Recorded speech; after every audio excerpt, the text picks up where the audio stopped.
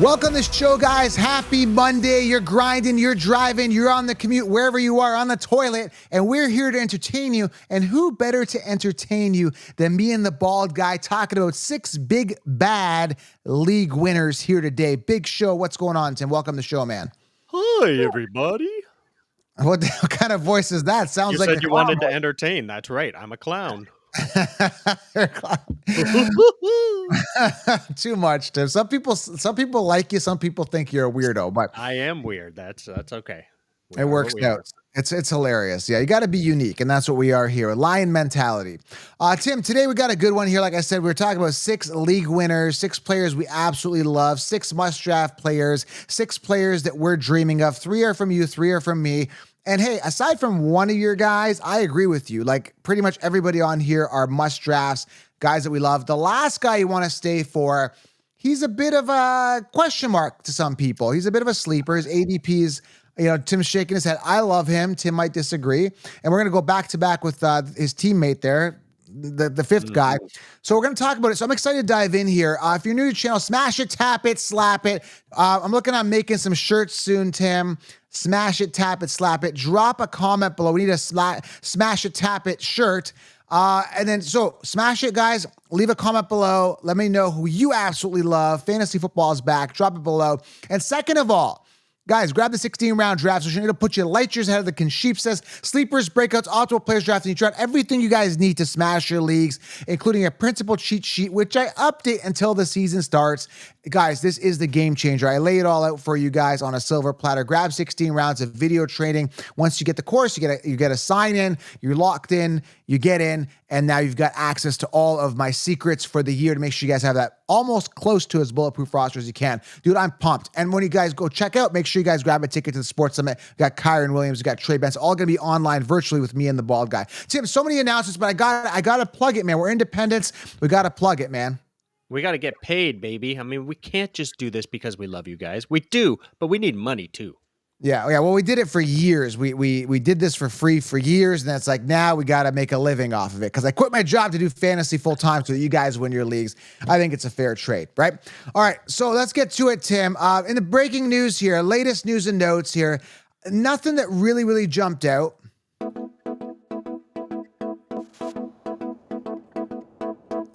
I got to tell you, I'm a big Trey Benson fan here. I want to just make a note here. Arizona Cardinals running back James Conner is entering the final year of his current contract and said that he would be interested in remaining with the team beyond 2024. And everybody's drafting. I'm in this $2,000 buy-in league right now, and everybody's drafting Conner ahead of Benson. Dude, Benson's the one. And people don't see that, but you will see it very closely because Conner is years to wow us. We're not wowed. Benson's the guy. And I just wanted to make a note of that. That's all. It was in the news. It was mentioned. So I had to give a Benson plug there, Tim. You know me. I love my Trey Benson. You love a lot of rookies, and that's kind of a problem because you always tout them as being the next best thing. And it might work out quite a few times, but you got to realize not every rookie is going to come in and just kill it, and it's all about the positioning. It's all about looking at the situation and the Benson's prime. Right. Connor's not dog crap though either, man. He's been around for a few years now. He's had some pretty good years, and then he's had some mediocres. So he's still there. He's still going to eat. It's not going to be Benson workhorse. Yeah, you'll see. He will. Benson is the guy. You say that about every rookie that I give you shit on. And I get him in the 8th round, Benson. So other news here, Cincinnati Bengals wide receiver T. Higgins has not had negotiations about a potential contract extension for over a year, according to sources. Higgins has not yet signed his franchise tender. So some drama, some trouble in paradise with the Bengals here with Higgins. He just seems so disgruntled, man. They got to do something about that poor guy. Give him some money. You know what? Sometimes make an example of a guy. Let him sit on his ass all season. Don't get anything. How about that? Yeah. All right. Something else that came out, guys, Monday now, but it came out on Sunday. I want to make a point of this. This is very important. Again, years to wow us, we're not wowed. I got to talk about it. Chicago Bears running back DeAndre Swift has the number one running back on it, is listed as the number one running back on the team's depth chart, and is likely to see a great deal of playing time in third down and red zone situations, as well as first and second downs, according to head coach Matt Eberflus. Hopefully I pronounced that right. Either way, I don't care. So yeah, the team like really touting him, he's our guy. But listen, Swift is not a true RB1. He's one of those guys that's like good, but he finished last year, but he's on a good team with the Eagles. And then before that injury, he doesn't excite me, Tim. He's not on my radar at all, but they're promoting their guy. It's their guy, right? They got to talk him up. Yeah, and it's funny the way he worded it. He basically said he's going to be our workhorse, but he might not be a workhorse. So we're going to really look at him in the third down in the red zone, but we're also going to look at him in the first and second down too. That's it. Yeah. So other than that, man, nothing really here. Negotiations between the Dallas Cowboys and QB Dak Prescott on contract extension have been described as passive so far, although the team wants to get the deal done before it hits free agency in 2025, according to sources. Okay. So yeah, I mean, some Dak contract things, some Higgins contract things. We saw Nico Collins get paid last week. Big money. What is it? Like $3 million, 3 years, $72 million. So, Waddle getting paid. So people getting paid, but people that are not getting paid want to get paid. So, just something to keep us interested in the offseason pretty much.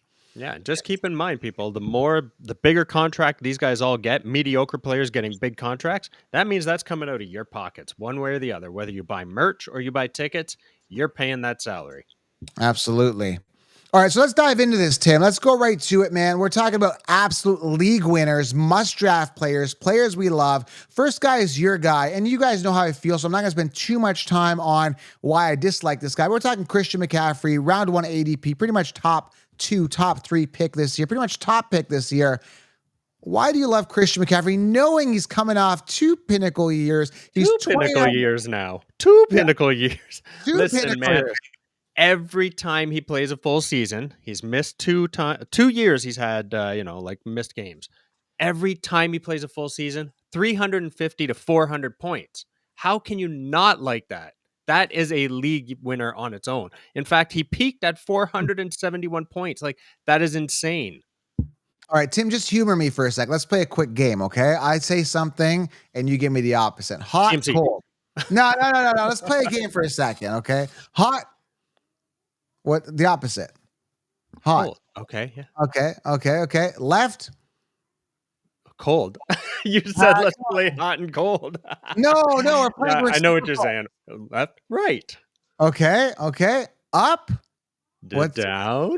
Down. There it is. So Christian McCaffrey, what goes up must come down. He's coming down this year. Coming down. He can come down to 330 points and he's still gold. You'll see. Christian McCaffrey gets hurt this year. I'm the end of discussion. But that's you love the only thing you can say to make it come true. Because if he plays, he is gold. Yeah, if he plays, he is gold. But I think he's going to get hurt this year.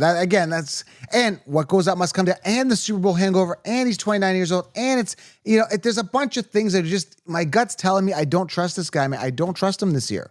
Yeah, but you ignore all the facts too, man. He's not just a touchdown-dependent running back either. Like last year, he had over 1,000 rushing yards. He had 100 targets. Like, it's not just TDs for him. He's there. He's goal. You're crazy for not looking at this guy every year. Played the game, Tim. That's it. Yeah. I totally disagree. We always disagree. Everybody's seen us fight over this guy a million times, but we're going to keep doing it. Well, let's see what the studio audience thinks. Do they agree with you?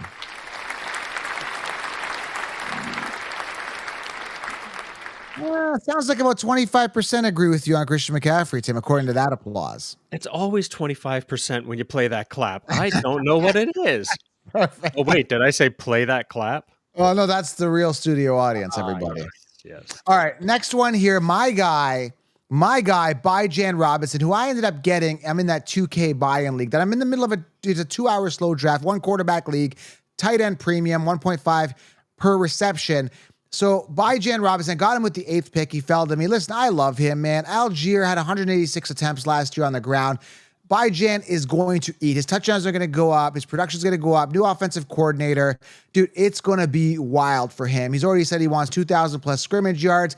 And I went back and I rewatched film on him before I actually selected him in this 2K buy-in league. Because every player I'm drafting, I'm going in looking at the plays from last year or their highlights. And I'm just trying to look at their abilities. Then I go back and I cross-reference with depth charts, available targets, volume distribution. I'm really, really making sure every player I pick on the roster is optimized, right? So I look at Jam, man, the guy is so good.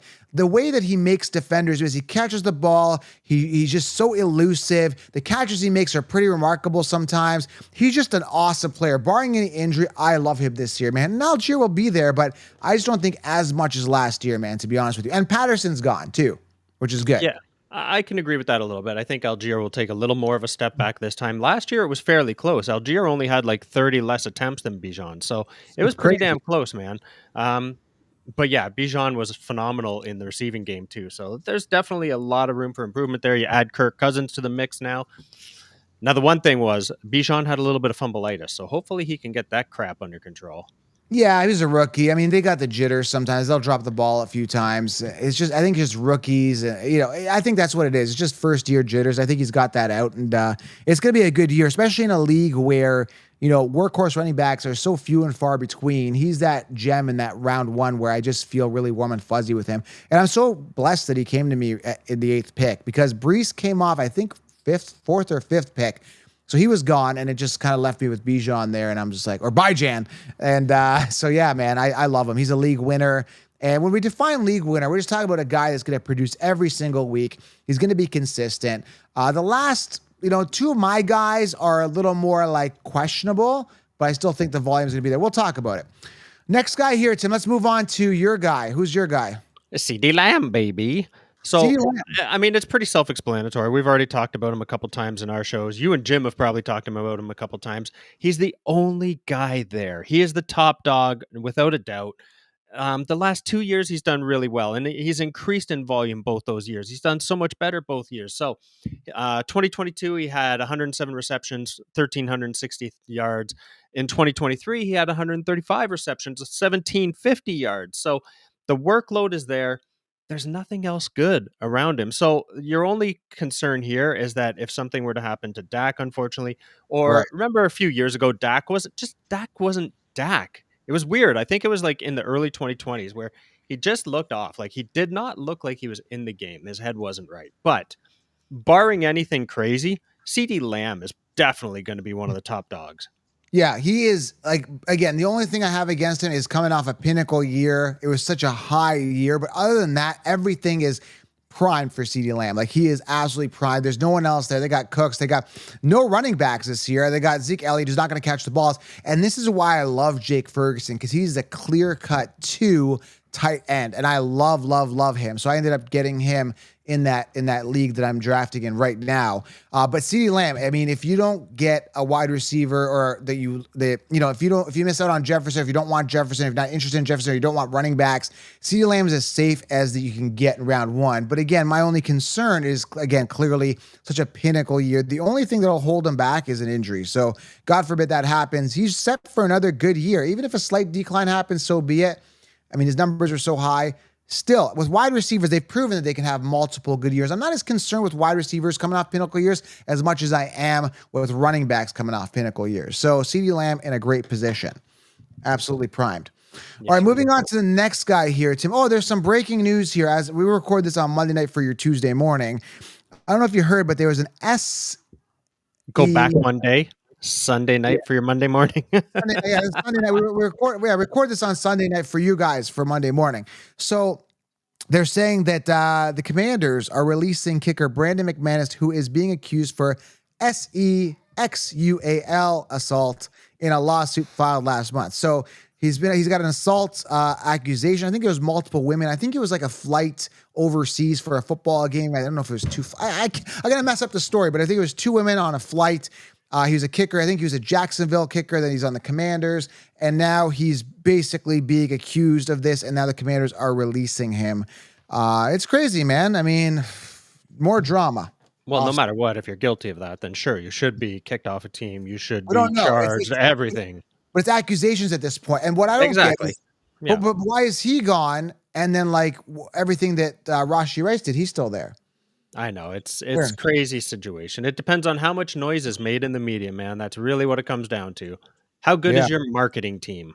Or how good is your player too, right? Because he's just a kicker. He's disposable. Rashi Rice is the top wide receiver one on a Super Bowl team. So I guess it's context, right?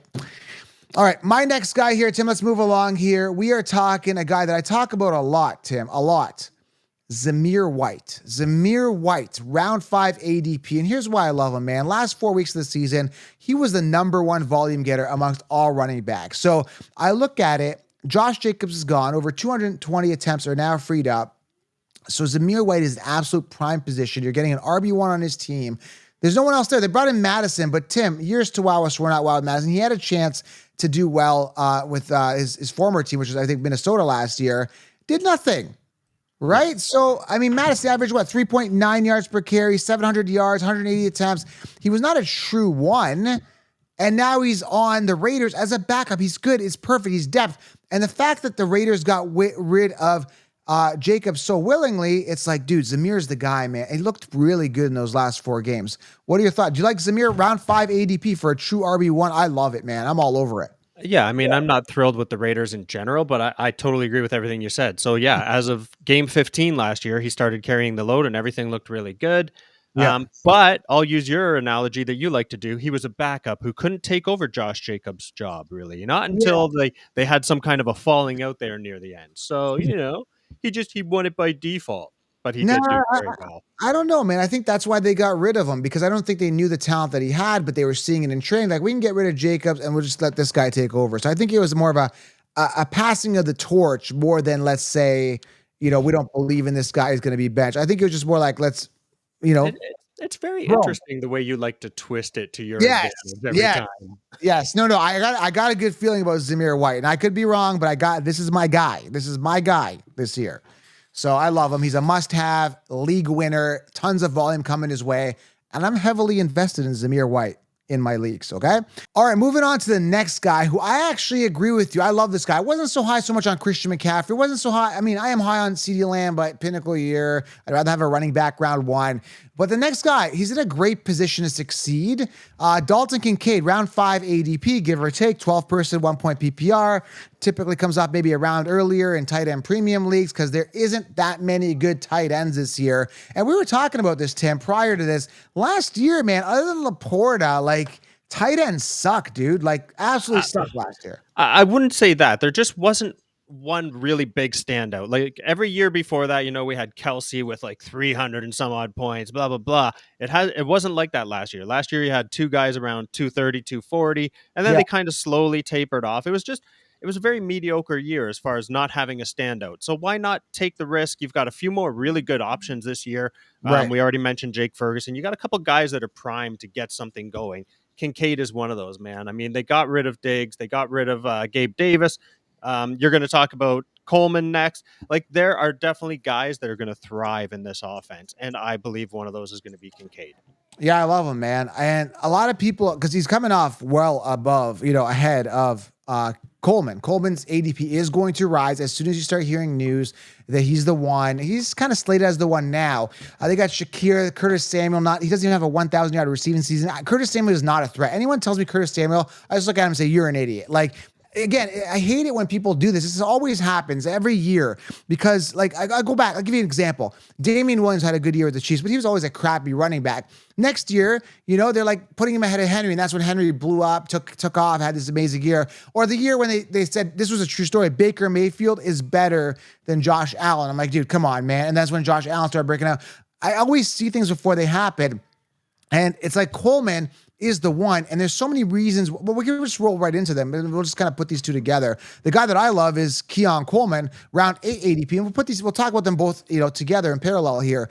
But again, I look at the void targets. Diggs is gone, 160 freed up targets. You got Gabe Davis gone. You got one of the best, if not the best, passing quarterbacks who I think was 5th in attempts last year. Dude, I've looked at the research. I've looked at the analytics. I've looked at everything. And some people say, well, Keon Coleman's slow because his 40-yard dash was pretty slow. But if you actually go back and look at when he was catching balls at the combine, at the scouts, he was actually running pretty fast, catching all the balls his way.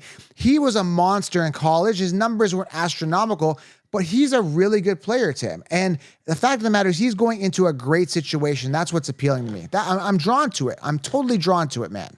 There is a great opportunity here, but once again, it's that rookie thing where you're thinking a lot of the times that the rookies are going to come in and dominate, and it may take him 4 or 5 games to really get going. So you're going to have that little bit of a lull in the beginning, and then sure, he's going to do fine. But there are other guys that have been there for a few years that'll know the offense already, that'll do just as well. So I don't want people to overreach, and I don't want you to overreach. I think he's got a great opportunity. Like we've said, Diggs is Yeah. gone, Davis is gone. There's a lot of targets freed up. Josh Allen is phenomenal.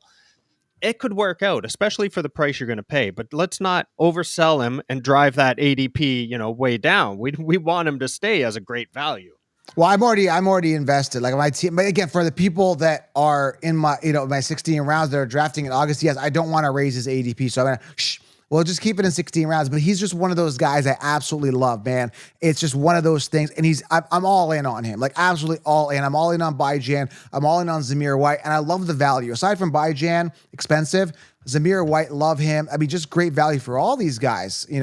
Aside from Christian McCaffrey, obviously CeeDee Lamb and Bijan, which are top guys. The other three, there's so much upside to be had. And round 5 ADP, round 5 and round 8 between the last three guys, just amazing value. So these are league winners, guys. These guys are, they got upside. Obviously, a couple of my guys, some question marks there, but that's good. That's where you get the value. But when you look at the opportunity, you look at the potential volume, you look at the void of these guys have been shipped off. Jacobs is gone. Zamir, there's a vacuum there. There's something there.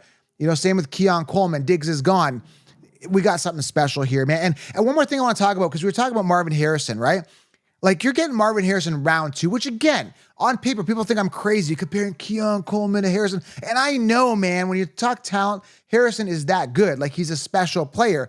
But when you look at the ADP, round 2 to round 8, and then you've got Josh Allen throwing.